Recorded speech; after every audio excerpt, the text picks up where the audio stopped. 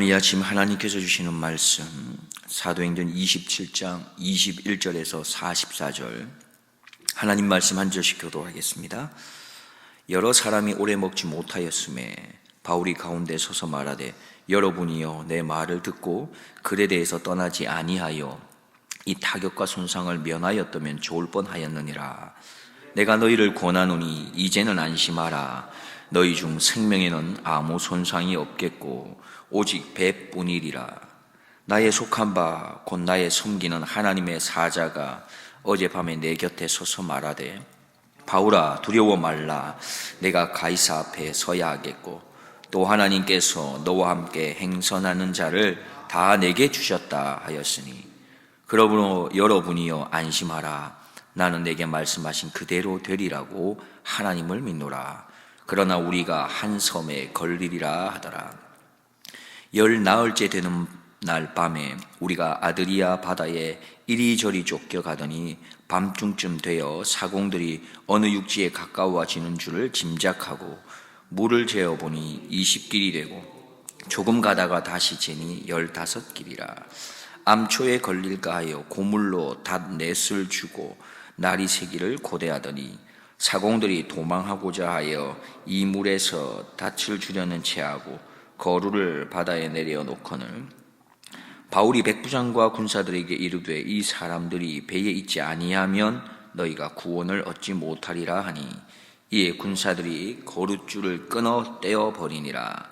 날이 새어가매 바울이 여러 사람을 음식 먹으라 권하여 가로되 너희가 기다리며 먹지 못하고 줄인 지가 오늘까지 열 나흘인즉 음식 먹으라 권하노니 이것이 너희 구원을 위하는 것이요 너희 중 머리털럭 하나라도 잃을 자가 없느니라 하고 떡을 가져다가 모든 사람 앞에서 하나님께 축사하고 떼어 먹기를 시작하매 저희도 다 안심하고 받아 먹으니 배에 있는 우리의 수는 전부 276인이로라.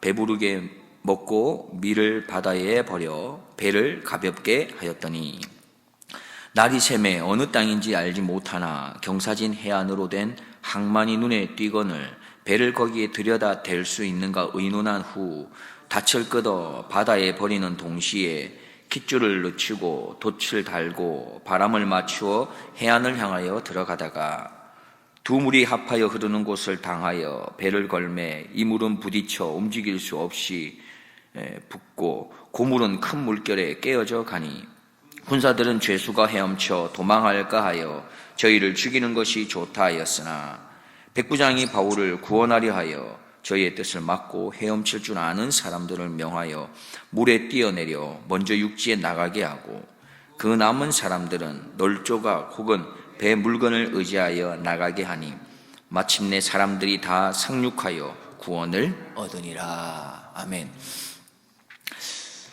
어제 새벽에 우리가 살펴보았던 유라굴로라는 광풍으로 인해서 로마로 향하고 있는 지금 이 알렉산드리아 배는 큰 어려움을 겪고 있습니다. 27장 20절 말씀에 여러 날 동안 해와 별이 보이지 아니하고 큰 풍랑이 그대로 있음에 구원의 여망이 다 없어졌더라. 하늘의 빛은 다 사라졌고 또 광풍으로 죽음의 그림자만 배 안에 가득 드리워졌습니다. 심하게 흔들리는 배 때문에 제대로 먹지도 못하고 제대로 잠도 이룰 수가 없었습니다. 그렇게 하루 이틀이 아니라 열흘이 넘도록 폭풍과 사투를 벌이고 있는 상황입니다.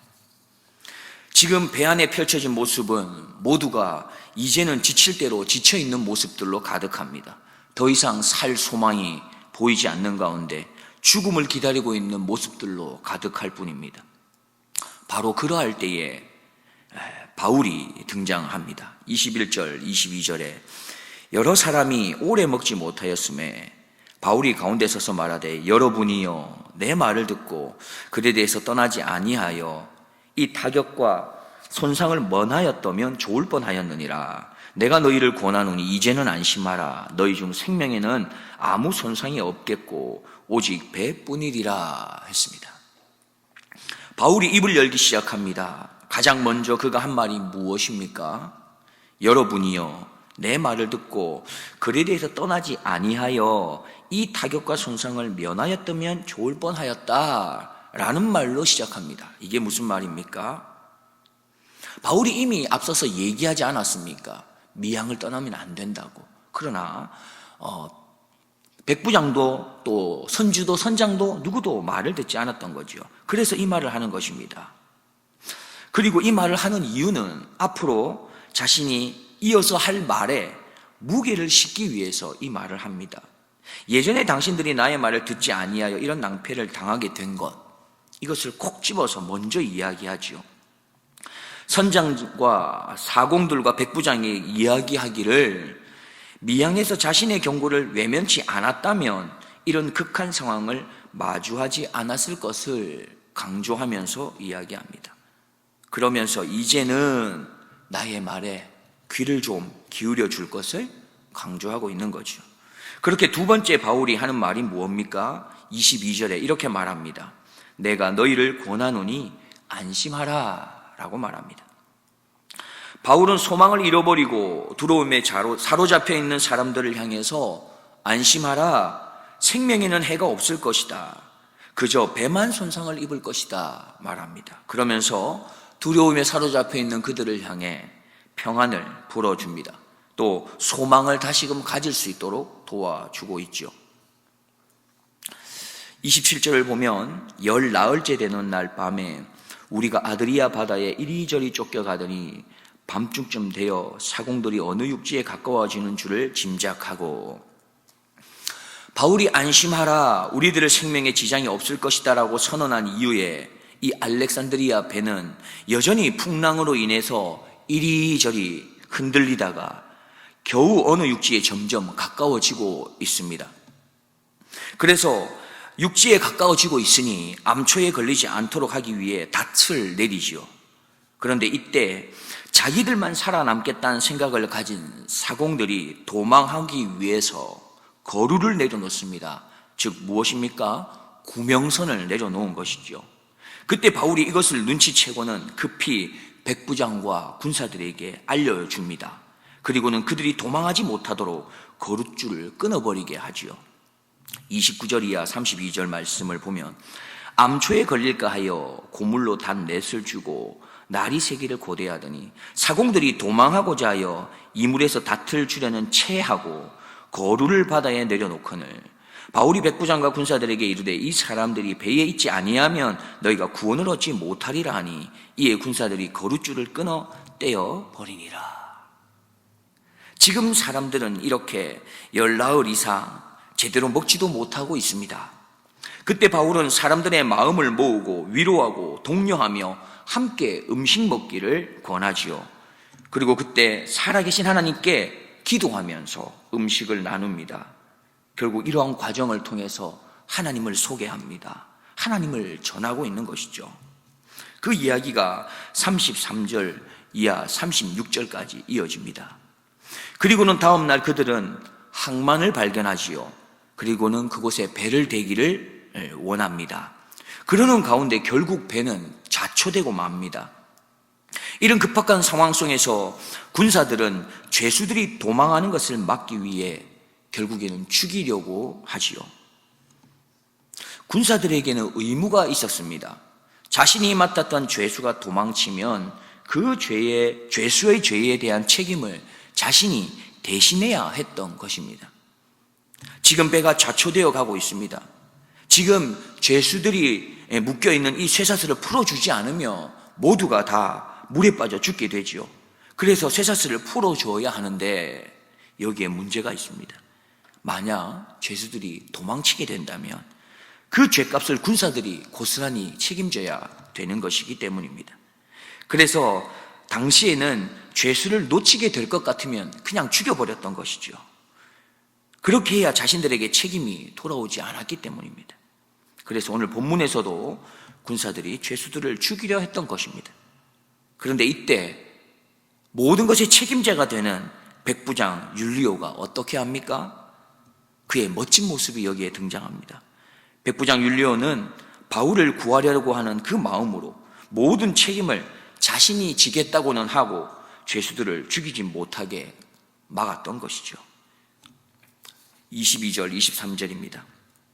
군사들은 죄수가 헤엄쳐 도망할까 하여 저희를 죽이는 것이 좋다 하였으나 백부장이 바울을 구원하려 하여 저희의 뜻을 막고 헤엄칠 줄 아는 사람들을 명하여 물에 뛰어내려 먼저 육지에 나아가게 하고, 그렇게 백부장 율리오의 멋진 활약으로 인해서 배에 있던 모든 사람들이 무사히 육지에 상륙하여 구원을 얻습니다. 자, 여기까지가 오늘 본문의 내용입니다. 오늘 우리는 이 본문 말씀에서 21절부터 26절까지의 말씀을 통해서 하나님의 음성에 귀를 기울여 보고자 합니다. 22절에 보면 내가 너희를 권하노니 이제는 안심하라. 너희 중 생명에는 아무 손상이 없겠고 오직 배뿐이라 하고 말했습니다. 바울은 어떻게 이렇게 사나운 광풍과 폭풍 가운데 한 줄기 빛도 없는 이 무서운 상황 가운데서, 두려운 상황 가운데서 어떻게 내가 너희를 권하노니 이제 안심하라고 그렇게 담대히 말할 수 있었겠습니까? 바울에게는 그렇게 말할 수 있는 그 확신이 있었습니다. 확신을 가질 수 있는 이유가 바로 두 가지 있었던 것입니다. 첫째는 이미 2년 전에 바울이 예루살렘 성전에서 붙잡혀 매맞고 천부장의 개입으로 인해서 간신히 목숨을 구할 수 있었던 그날 밤 주께서 바울 곁에 서서 말씀해 주신 그 약속의 말씀이 있었기 때문입니다. 사도행전 23장 11절 말씀입니다. 그날 밤에 주께서 바울 곁에 서서 이르시되 담대하라. 내가 예루살렘에서 나의 일을 증거한 것 같이 로마에서도 증거하여야 하리라 하시니라. 바울은 지금 로마로 향하는 이 항해가 자신이 죄수이기 때문에 항해하는 것이 아니라 자신이 복음을 증거하는 자로서 항해하고 있다는 것을 분명하게 알고 있었고 그것을 확신했던 것입니다. 그래서 지금의 이 풍랑 또한 자신의 목숨과는 전혀 관계가 없다고 확신했던 것이죠. 그가 이렇게 확신할 수 있었던 확실한 이유는 바로 약속의 말씀이 그의 마음에 있었기 때문입니다. 그리고 또한 이 약속에 대한 더 확고한 확신을 주는 두 번째 이유가 있으니 그것이 오늘 본문에 등장하는 23절, 24절입니다. 나의 속한 바 곧 나의 섬기는 하나님의 사자가 어젯밤에 내 곁에 서서 말하되 바울아 두려워 말라. 네가 가이사 앞에 서야 하겠고 또 하나님께서 너와 함께 행선하는 자를 다 내게 주셨다 하였으니, 바울이 확신에 찬 말을 그들에게 할 수 있었던 것은 바로 어젯밤에 하나님의 음성을 또 들었던 것이기 때문입니다. 하나님께서 자신을 반드시 가이사 앞에 세울 것이라고 또다시 나타나서 말씀해 주신 것이지요. 자신뿐만이 아닙니다. 나와 자신과 함께하고 있는 자들을 또한 나에게, 바울에게 맡겨주셨다, 그렇게 말씀하셨던 것입니다. 이렇게 이 두 가지 이유를 가지고 바울은 확신에 찬 어조로 사람들에게 말했던 것이죠. 내가 너희를 권하노니 안심하라. 죄수가 말하는 것입니다. 아무런 권력과 권세가 없는 자가 말합니다. 내가 너희를 권하노니 안심해라 말할 수 있었던 겁니다. 그렇습니다. 하나님의 사람이 세상 가운데서, 아니 아무것도 가지지 않고 권력과 권세가 없는 사람 같고 바울처럼 죄수인 것 같지만 그 죄수인 것 같은 하나님의 사람이 모든 권세를 가진 것 같은 세상 가운데서 그렇게 자신 있게 말하고 외치고 선포할 수 있는 힘은 도대체 어디에서 나오는 것입니까? 바로 하나님의 말씀을 들을 수 있을 때 나오는 것입니다. 바울은 하나님의 말씀이 들려졌기 때문에 광풍과 어두움과 죽음의 그림자 앞에서라도 먼저 자신이 안심할 수 있었고, 또한 다른 사람들에게도 안심하라고 자신 있게 말할 수 있었던 겁니다. 하나님의 말씀이 들려지는 그 사람이 복된 사람입니다. 그리고 그 사람 때문에 세상 또한 복이 되는 것이죠. 그러나 하나님과의 관계가 멀어져서 하나님의 음성을 듣지 못하고 하나님의 말씀이 들려지지 않을 때 그 사람은 불쌍한 사람이 되는 것이고, 또한 그 사람 옆에 있는 주변에 있는 사람들 또한 불쌍한 사람이 되는 겁니다. 하나님께서는 야곱에게 복을 주실 때 어떻게 했습니까? 야곱에게만 복을 주셨습니까? 아닙니다. 그가 거하고 있었던 삼촌 라반의 집에도 복을 주었죠.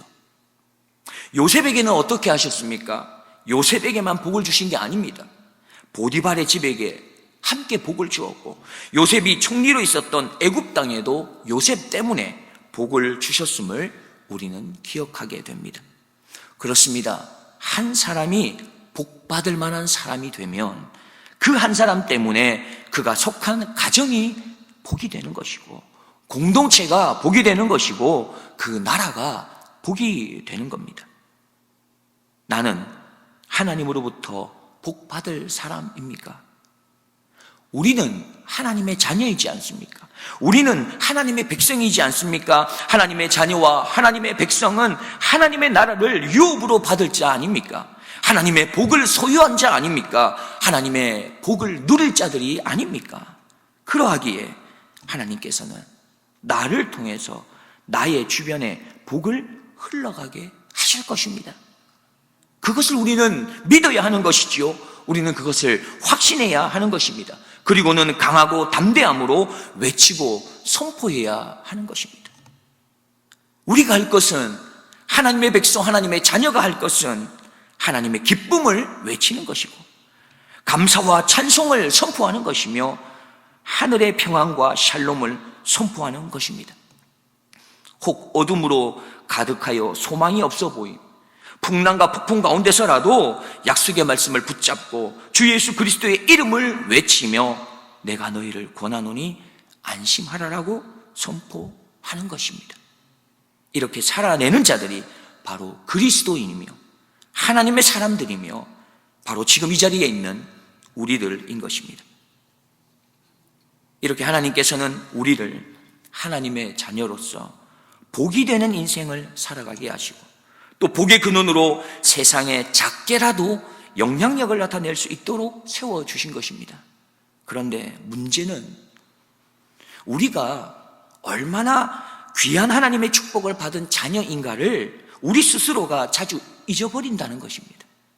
그래서 나를 통해서 복을 흘려보내고자 하시는 그 하나님의 뜻을 우리 스스로가 때로는 막았을 때가 많다는 것이죠. 우리는 기억합시다. 하나님께서 우리에게 찾아오실 때 어떠했습니까? 우리가 복받을 그릇이 되어서 찾아오신 게 아니었지 않습니까? 그저 우리가 복받을 그릇이 못 되어도 하나님께서 우리에게 복을 심어 주셨고 계속해서 우리를 다듬어 가셨던 것이죠. 이와 같이 우리가 또한 복을 흘려보낼 만한 그런 온전한 그릇이 혹 되지 못해도 하나님께서 우리를 사용하시는 이유는 하나님께서 우리를 그렇게 고쳐서라도 사용하시겠다고 작정하셨기 때문입니다. 부족하고 연약한 우리를 그래서 세워주셨다고 하는 이 사실을 우리는 믿어야 하는 것이죠. 우리는 여전히 죄 많고 허물 많습니다. 그러나 우리는 우리의 모습을 보는 것이 아니라 나를 붙드시는 하나님의 인자와 긍휼과 선하심, 그분의 능력을 믿고 나아갈 뿐인 것이죠. 그렇게 오늘도 그저 감사한 마음만을 가지고 그저 말씀에 순종하겠다고 하는 그 마음으로 항상 기뻐하고 쉬지 않고 기도하고 범사에 감사하기를 결단하고 나아갈 뿐입니다. 그렇게 우리는 하나님이 찾으시는 그 한 사람이 바로 우리가 되기를 소망하면서 걸어갈 뿐인 것입니다. 함께 기도하겠습니다. 하나님 아버지 감사드립니다. 우리에게 하나님의 말씀을 보여주시니 감사합니다. 우리에게 하나님의 음성을 들려주시니 감사합니다. 그리고 우리가 많이 부족하지만 그럼에도 불구하고 보여주신 말씀, 들려주신 음성에 순종함으로 작은 몸부림으로 하나님 앞으로 조금씩 나아갈 수 있게 하신 하나님의 은혜에 진심으로 감사드립니다. 원하옵기는 주님 다시 오실 때까지 나의 눈이 죄 많고 부족한 나를 보지 않게 하옵소서. 나의 눈이 유혹으로 가득한 세상을 보지도 않게 하옵소서. 오직 우리는 우리의 모습이 아무리 비참해도 그분의 자비는 언제나 그보다 더 크시다고 하는 이 사실을 붙잡고 살아가게 도와주옵소서. 하나님의 팔이 결코 짧지 않다는 이 사실을 잊지 않고 살아가게 하여 주옵소서. 나의 위로자, 나의 구원자, 나의 치료자가 되시는 나의 구주 예수 그리스도의 이름으로 기도드리옵나이다.